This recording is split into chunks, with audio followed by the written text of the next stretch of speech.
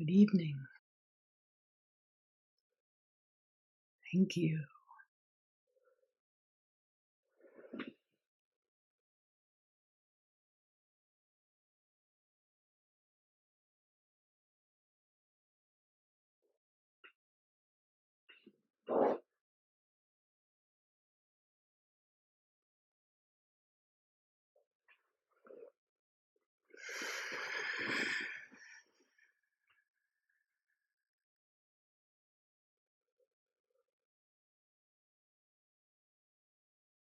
Hi, everyone.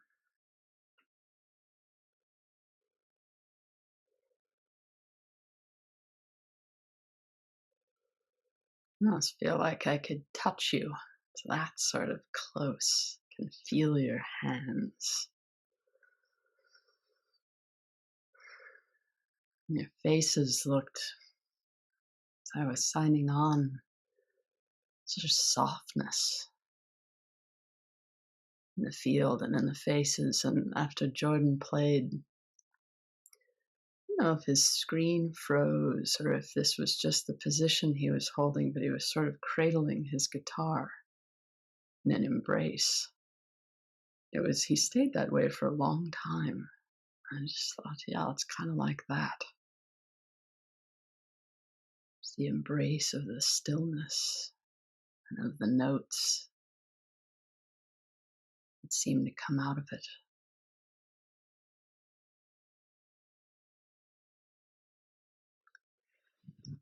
One of the things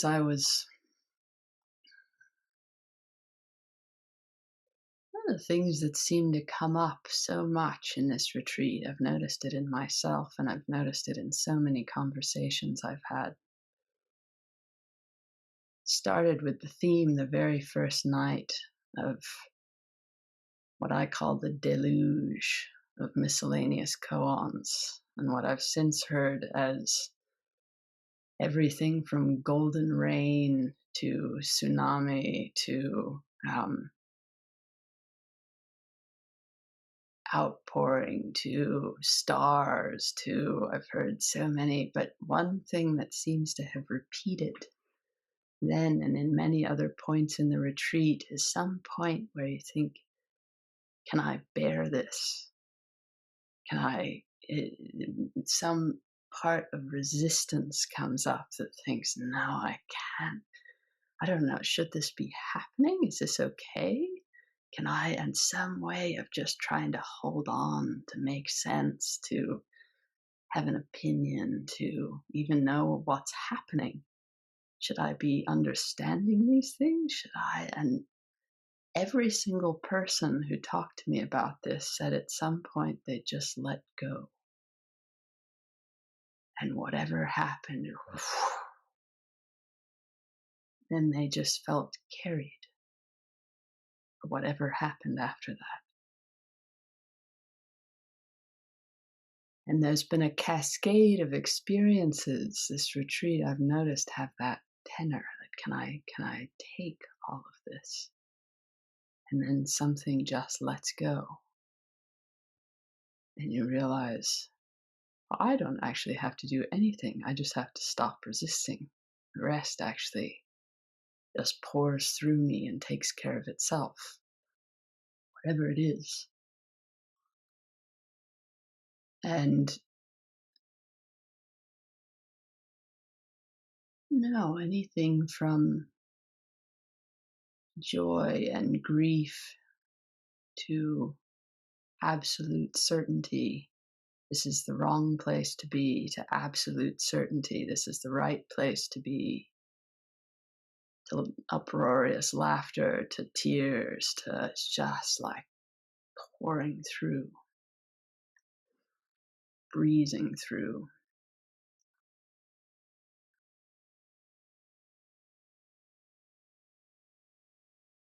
And I think that question comes up. I notice it every single time I sit in front of a person, or every single time I sit down by myself. Can I just be here with everything that's appearing and disappearing as part of this very moment, this very encounter. And sometimes I think I can, and sometimes I think I can't. And the great thing is that doesn't actually matter what I think. If I can just stay, that part seems to somehow take care of itself too.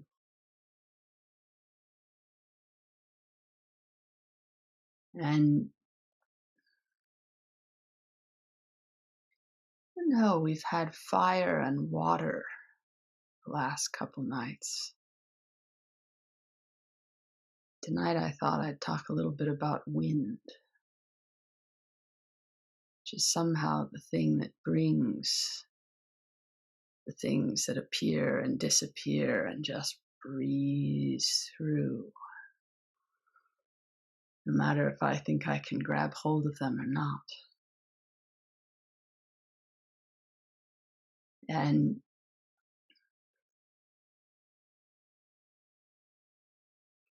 kind of amazing, actually, like moments of insight appear and then they're gone.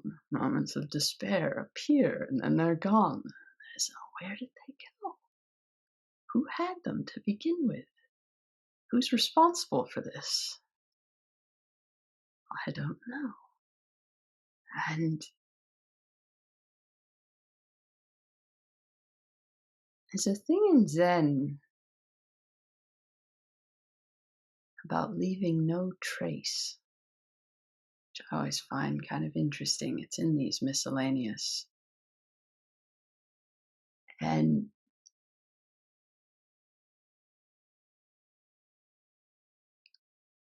the old tea seller was sort of a failed monk, but he became a tea seller who lived under a bridge and was much happier selling tea to dispel people's delusions. His name was Bai Zhao. And he'd carry around his tea pails and make poems and make calligraphy, and this went on a good long time, and he really enjoyed himself a lot. And at some point, someone got him a seal so that he could actually begin to sign his calligraphies. And he said, "Oh, it's a pity now to have to leave a trace." And what I kind of like about that is he didn't refuse the seal. It's somehow what was coming out of the vastness then was that it was time to leave a seal. But he could still sort of feel like, oh, pity, I was enjoying just being no one, leaving no trace. And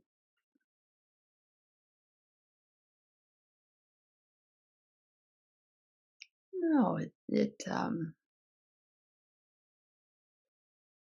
one of the big koans that appears in the miscellaneous collection is, what is the source? And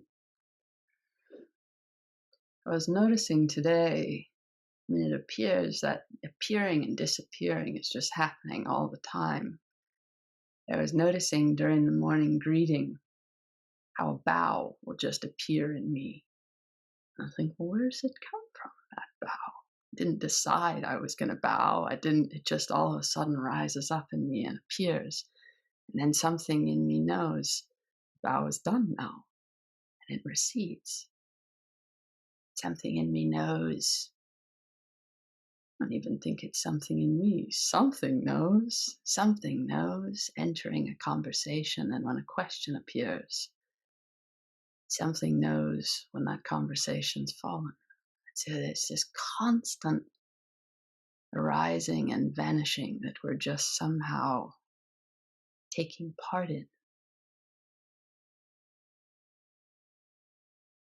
What is the source of this arising and vanishing? And I came across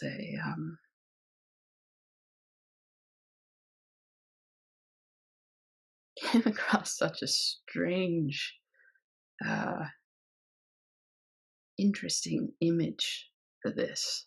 I want to share with you tonight. It has a little something to do with wind. Because, you know, in addition to Zen students, poets are always wondering also, what is the source? Now, where do these lines come from? Where do these notes come from? When I'm a musician, where do these thoughts come from? What is the source? And the poets of the Romantic period in particular were very keen on the source being a kind of humanness and soul of the cosmos that was opposed to all the machines that were appearing at the time. And I thought, those are not part of the source. You know, we are the source. And there's this interesting story about the poet Samuel Taylor Coleridge that before he was about to get married, he was sitting in a seaside cottage with his wife-to-be. And the person who wrote this story said, well, you know, as they were just about to begin their long, unhappy life together, they were having a moment of joy. And they're watching the clouds. This is like, you know, the end of the 1700s. So clouds were very good entertainment as they continued to be, watching the clouds change color. And he looks at her face, and then all of a sudden he starts to hear this incredibly strange, haunting, beautiful sound. And he, you know, says, what is that? What is that? What is the source? And he turns to the window, and there's this little box in the window that looks kind of like a guitar with no frets. And she explains to him, everybody explains to him, it's called an Aeolian harp. And it's played when the wind just blows through at just the right angle. It plays these very ethereal, kind of otherworldly harmonic sounds.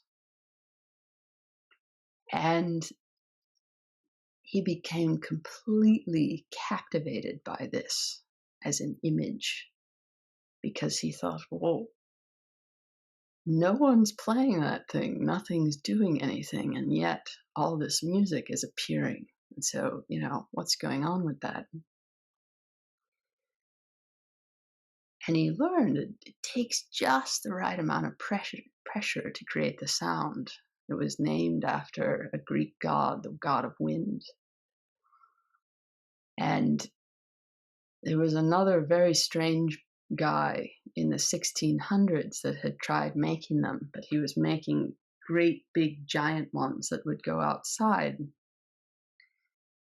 And he was a weird, interesting person by himself, because he would create all these devices that would make their own music or make their own sounds or make their own life. So he was sort of playing with this machine notion, and in a way, he kind of created the first ChatGPT, because he made this thing that would create church hymns out of all these random phrases, and he could create millions of church hymns. But his other noted inventions were mechanical vomiting crabs and cats dressed up as cherubs. And so nobody took him very seriously. Nobody thought, but there was another guy, a Scottish guy, who came along later. And he made a much more reasonable, sort of less associated with mechanical vomiting crabs invention that was portable, and people could stick it in their house. So it was kind of like Sonos, you know, you could, but the trouble was that people started to realize that these harps, they thought that they had some kind of inner life, which also started to mess with the whole machine notion, because they noticed that the conditions didn't seem to make as much of a difference whether it would play or not. There could be lots of wind and it wouldn't play, or there could be no discernible wind whatsoever and the strings would start singing.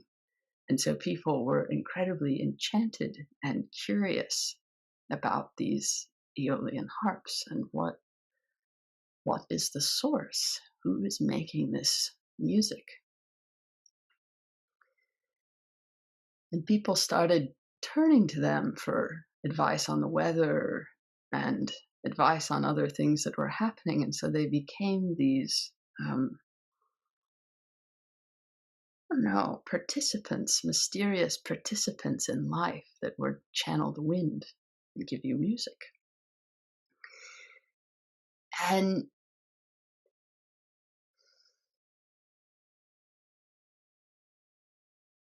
it's interesting how the deeper you get into Sesshin, everything does start to kind of have an inner life. Like the inner life of my refrigerator and the inner life of my cats and the inner life of my, been really particularly loving my lamp here that I never quite noticed the golden hue it has on its brass.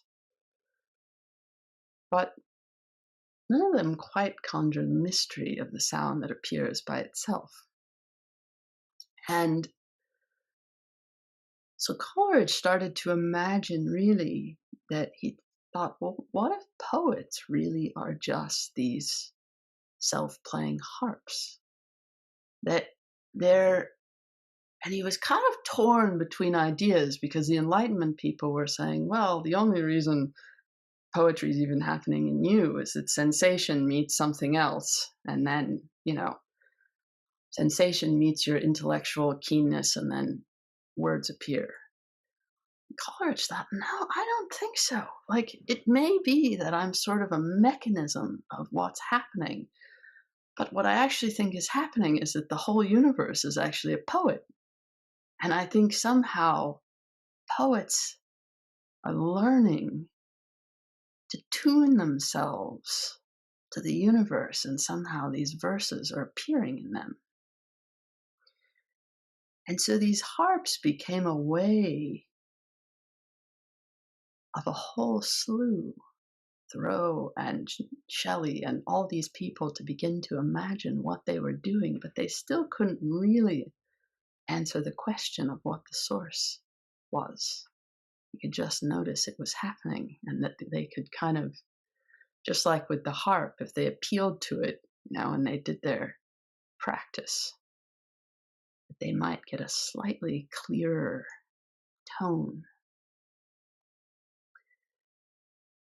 And so I want to read you a couple of what Wordsworth was very into this as well. I want to read you a couple passages of what these guys had to say about these harps, because it sort of felt like what we're doing. Wordsworth said, "The sweet breath of heaven was blowing on my body and felt within a corresponding mild creative breeze." Creativity is just this breeze of heaven blowing on my body. And Coleridge actually made a whole poem about one of these harps, but the part that I really liked was he says, "What if all animated nature be but organic harps diversely framed?" This is you, your organic harps diversely framed, that tremble into thought, as o'er them sweeps plastic and vast one intellectual breeze, at once the sound of each and God of all. There's one breeze sweeping through all of us, at once the sound of each and the God of all. The Tao, we might say. I was feeling this when Michael and Jordan were playing this afternoon. For a while, I thought, well, they're playing music, but the music's playing me. I seem to be playing something that's happening, and where the hell is any of it coming from? I don't know, but I'm glad we have them. I'm glad we have it. And the machine thing is interesting because one of the guys I was reading about this a couple of weeks ago said that he got just fascinated, like, why? Because these harps have clearly, gone out of style since, and even the poets have sort of moved on. But this guy, who's a poet, got completely captivated by, like, why are these things such a big deal? What's going on with these harps? And so he decided to try to find one, but he couldn't. And what he found first instead was a woman who had tried to have them, but they were just, sort of like certain kinds of pets. They're very hard to feed and keep up and keep going. And so she had decided instead that she was going to make a global bridge symphony, because a lot of bridges with cables have the same thing as these harps. So the bridges are becoming now harps too. But she realized as she went around to each different bridge that they each have a different phonic language. And so she was trying to somehow get all the bridges to talk to each other. And the way she described each of these bridges was indeed like we might describe a person. She said the Brooklyn Bridge has a gentle burbling tone, but the Anzac Bridge in Sydney is a neurotic bridge. It has high-pitched and staccato. So, these bridges have personalities that are making it difficult. And apparently, she fell so much in love with a stone bridge in France that she asked the mayor if she could marry it. She had permission to marry the bridge. And he granted the permission, and so she had a ceremony of 14 people a few years ago whereby she married this bridge. But she's still working on her global phonic symphony. And so this guy he really wants to find one of these things. And so he finally finds a woman. He gets a call like a week later that says, I hear you're looking for a harp. And he says, yes. And she said, well, come over. I think I've got what you're looking for. And so he goes to her house, and it's completely, full of different kind of wind instruments. And she has one in the window. And she said, the problem is it won't sing for us. All winter we've been trying to get it to sing, but it won't sing. And she said, but, you're here, so we're going to try something. He said, all right. And she calls to her husband, can you please open the kitchen window so we can get some cross breeze going on?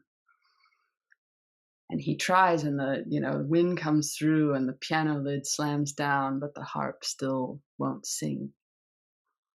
And she says to him this very great thing. She says, this is the thing with the harp. It's a barometer of the now. It tells us where we are. And he says, and where are we? And she says, I think we're stuck. And sometimes we just have to give in and wait till the wind changes. And I guess one of the things I want to say is it always changes. And somehow keeping that, that it's a barometer of the now. It's like the practice becomes the harp. My mind becomes the harp. It's a barometer of the now. It tells us where we are. But also, I think if Coleridge is right, we don't need the actual harp to have such a barometer. We have us. And one of the beautiful things, I think, is you don't remember reading this thing saying psychologists are failed poets because they're standing on the threshold between the known and the unknown. But they're terrible at poetry. And I think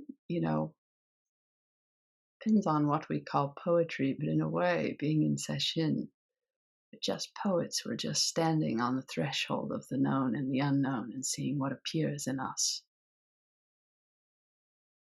And there's one more thing I was going to tell you, and then we're going to do something. apparently, this woman who finally gives him the harp explains that it's not even the strings that make the sound. He's like, what do you mean? And she says, there are these tiny tornadoes called Carmen vortex streets that make this actual sound. And so it which is just a nerdy detail, but you just think, God, what is the source? Like, I know nothing. Is it wind? Is it strings? Is it Carmen vortex streets that create tiny tornadoes in my mind? Like, what? And so, no, I want to, because I don't think we all have to be romantic poets, the other thing I stumbled on sort of in conjunction with this is called Naive Poems, which is a great name for a book already. But why they're called that is because they're books mostly by elementary school children. And I'm not going to read you very many, but they're very good Zen students. That's all I'm going to say. One is called The Selfish Side of Me and says, I am the one who sits in front of the desk. You can think of me as a girl, as a boy. You can think of me as rain. I am the one who keeps the secrets of love. Come to me and see how I work. I am the one who sees the past in your dreams. This person's in elementary school. Not even kidding you. This is another one. This person's just a little older. I'd just like to leave a note telling you that outside the sun still shines, the wind still blows, the leaves still fall.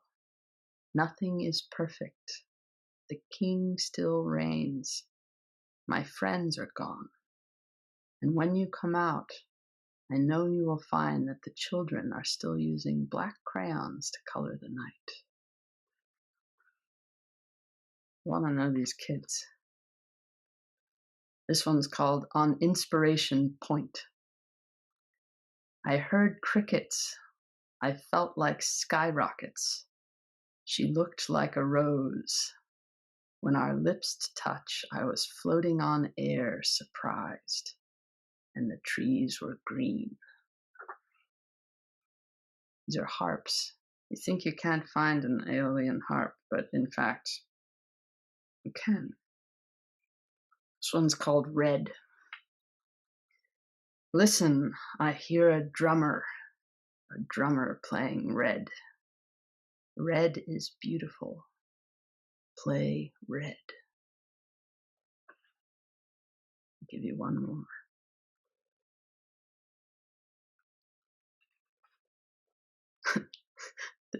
I'll give you two more. This person was in a strange spot in the Miscellaneous Koans. Nails are hard. Eat them. Learn you can't eat them. Learn you can.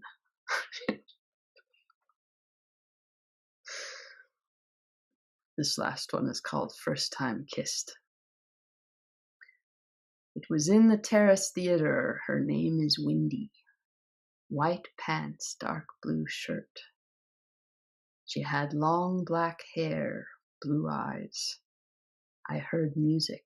I saw Windy. I smelled perfume.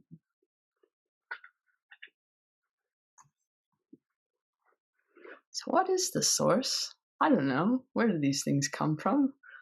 I don't know. But it's sure nice to listen. Whatever it is. And so,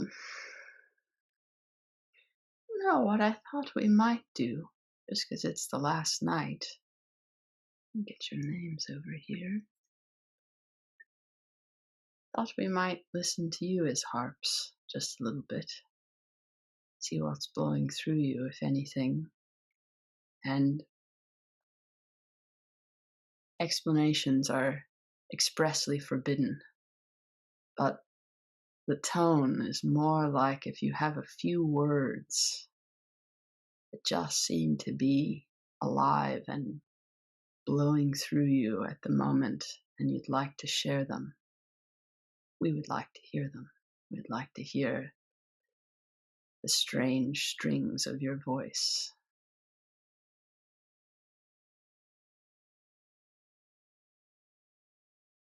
All you have to do, and you can sit for a minute, like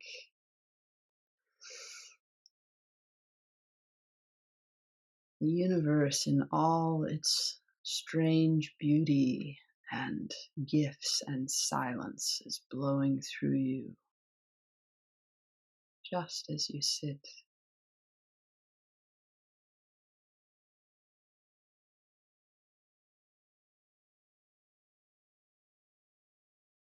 What does it say?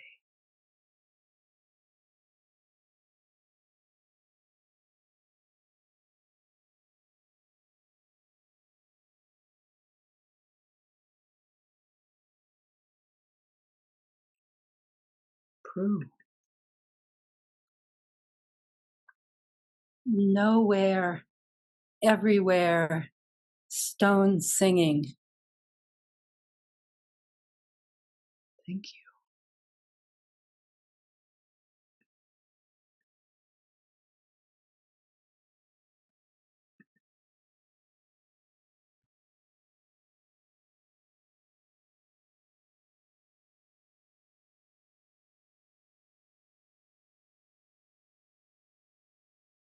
Jan Black.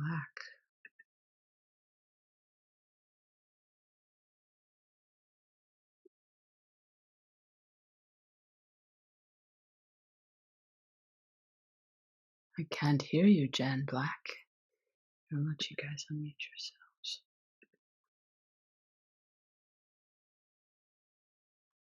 Guan Yin rides a moose in the moonlight. Thank you.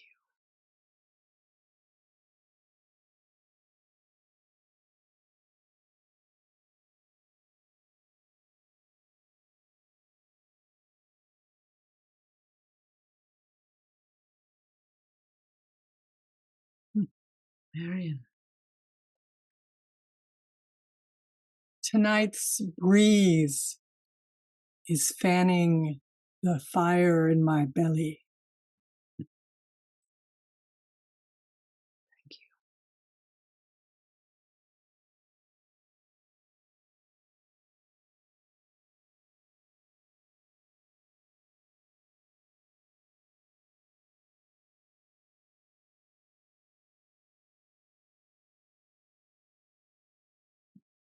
No pressure to be poetic either. You can just have 2, 3 words. Allison and Peter. My stomach rumbles. The pellet stove is pretty, yet it's cold here.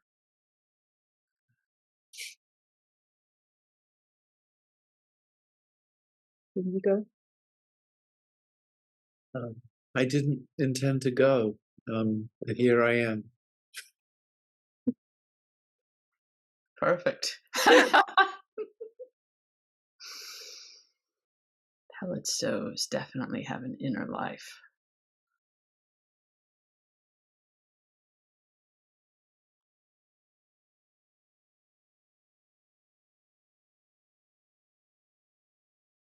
If you can trust just whatever appears in your heart.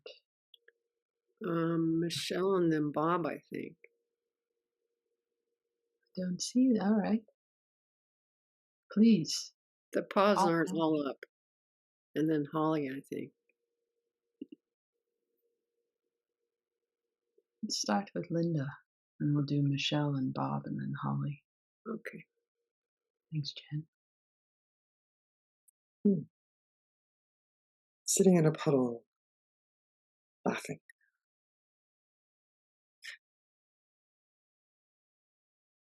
Michelle. 2 months ago, my teeth felt great, but I thought I needed to go to the dentist prophylactically to use my insurance. Now my teeth hurt all over.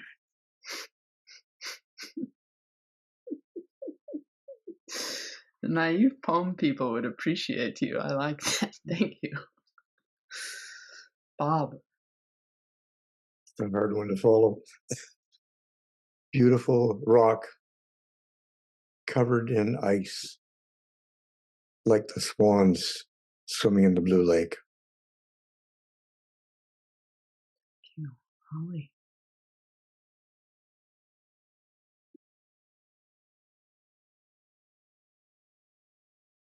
Just this. Just this.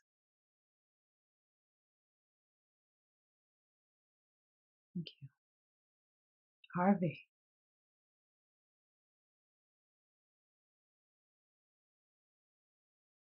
As I sink down to the bottom of the sea of Issei, past the sleeping whale, I hold my breath so I don't wake him.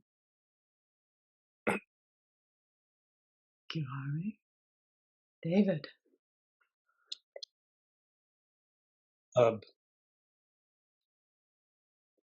Dogs on the porch barking into the dark wood. I wonder.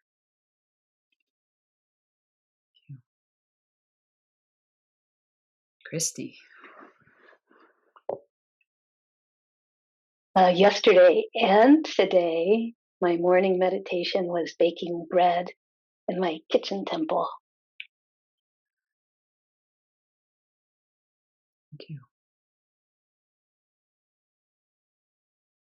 Amy and Annie. The orange cat brings your own fire.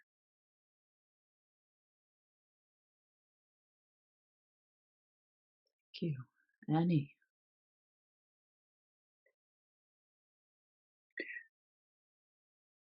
Jordan plays the shadows of the trees in the wind. Thank you.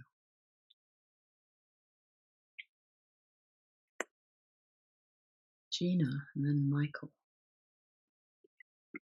The cyclist yelling his joy down the hill. My dog's lips on my fingers remind me of everything.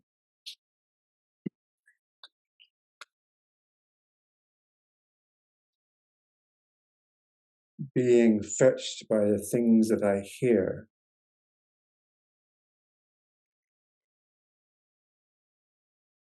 Thank you. Tim. Inflatable tube man at the auto dealer dances deliriously happy.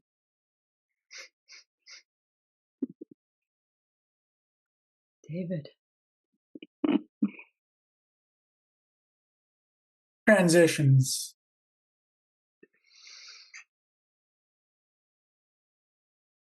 Thank you. Ronnie.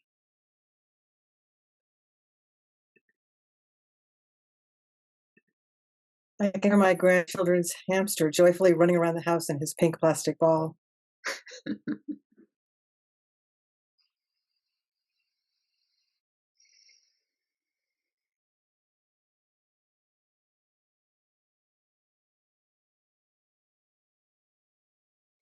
Yeah, it's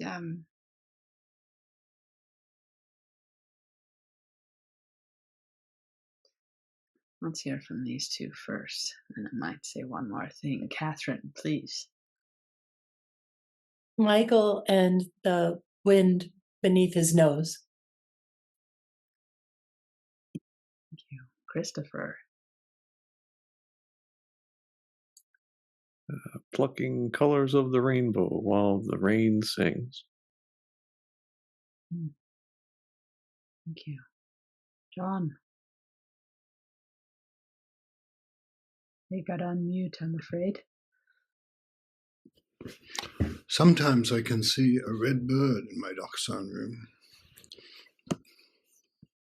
Thank you. Red.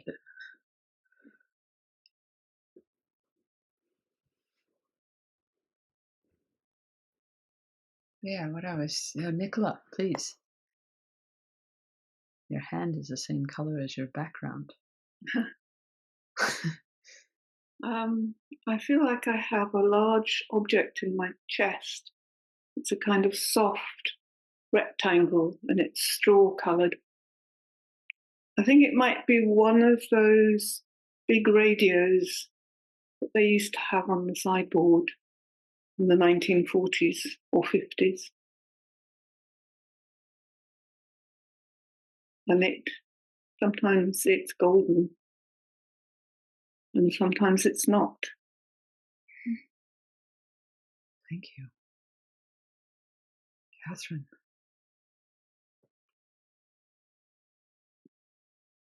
Tender, tender, tender. Withered grasses blown away. Thank you. John Joseph.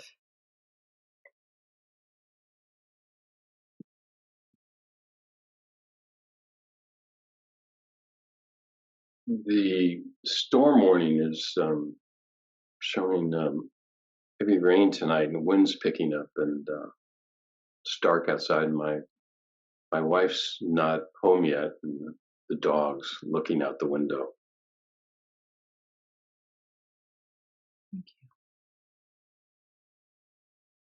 Chris.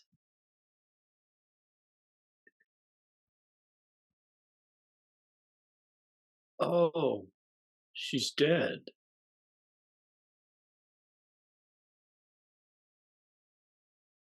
Thank you.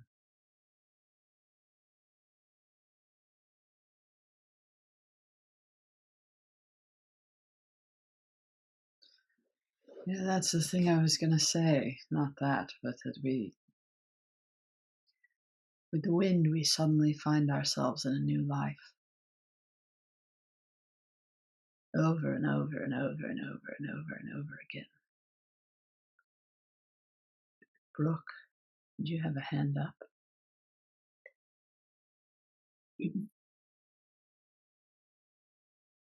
Glory in a silver bowl. Thank you. Ben. Keyshawn's college registration on hold. Scholarship fund temporarily dry.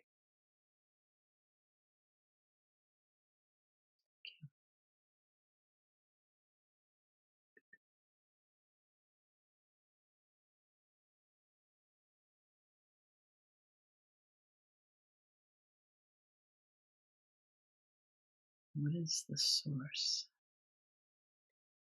It's interesting too how I was reading a thing by the poet, an interview with Louise Gluck, the poet who passed away recently. And she was saying something that felt very true of Zen, which was that she won't show her poems to very many people, but she'll show them to people she trusts. And if they snag on something, she believes them, even if she has no idea what to do about it yet. And that sense of like, can I just be in something true? Can I somehow stay true to the source as it's coming out of me, even if I don't agree with it, even if I think it sounds ridiculous, even if I think it's better or worse than the person before or after me? Like, can I just tune? That word tune with those harps kept striking me. Can I just keep tuning, and can I recognize?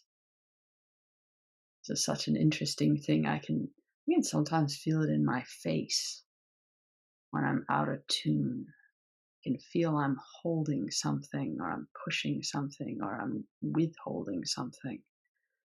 By even just tuning to my own face, somehow more of reality begins to appear. You can just feel over and over and over and over again, where am I resisting? Where am I not listening? And where is it just ringing loud and clear?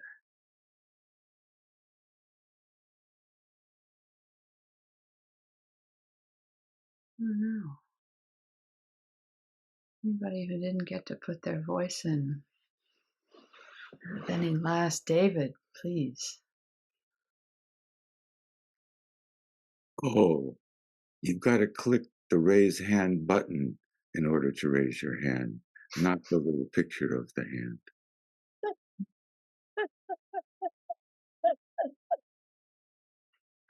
Sorry. Christina, are you? I think I see you sort of raising a half a paw. I couldn't find the button. All the chimes on my walk today sounded like St. Louis, except one that sounded like the Jersey coast.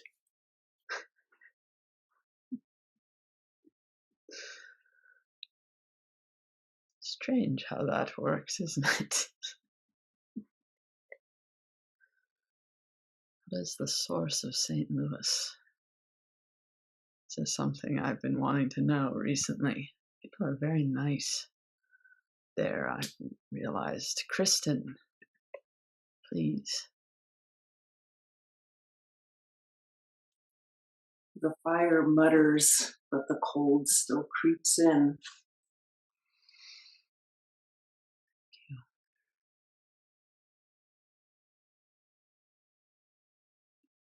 I think Lewis had a thumb up. Tell us, Lewis. So Tom Waits said in an interview that when the muse comes unexpectedly and starts knocking and he starts working, trying to write a song, and sometimes it just won't come. And he finally says, you know what, leave me alone and go bother Leonard Cohen. Maybe he can do something with you.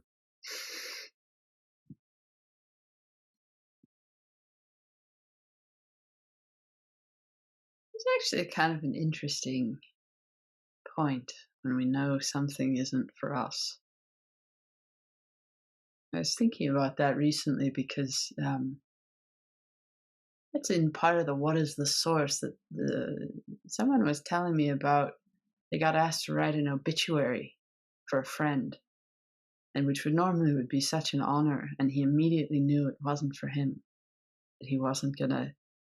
And there was a tiny bit where he thought, well, should it be, and should I try to find, but just to trust and to not think, oh, well, I'm going to disappoint the person or no one, whatever it is. And what came out of the people who wrote it was absolutely perfect. And so that's the part of not having a seal on things too, is just to realize, oh, that's not for me. Must be for someone else, even if that someone else doesn't seem to be here yet.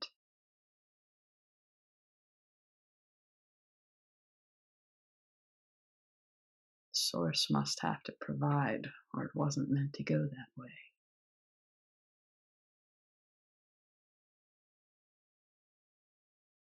So I think I'm going to sit for a few minutes in silence and just listen before we say goodnight. So I think that's a good place to stop. Thank you, everyone, for playing together and listening together and sitting together. The inexhaustible source carried you here, carried you through these days, carries you through the night, carries you into your kitchen, into the faces you meet, into the sounds, carries you into your dreams. The inexhaustible source has been doing this longer than you can remember, and will carry you longer than you can even begin to imagine. For now, it just keeps carrying you here.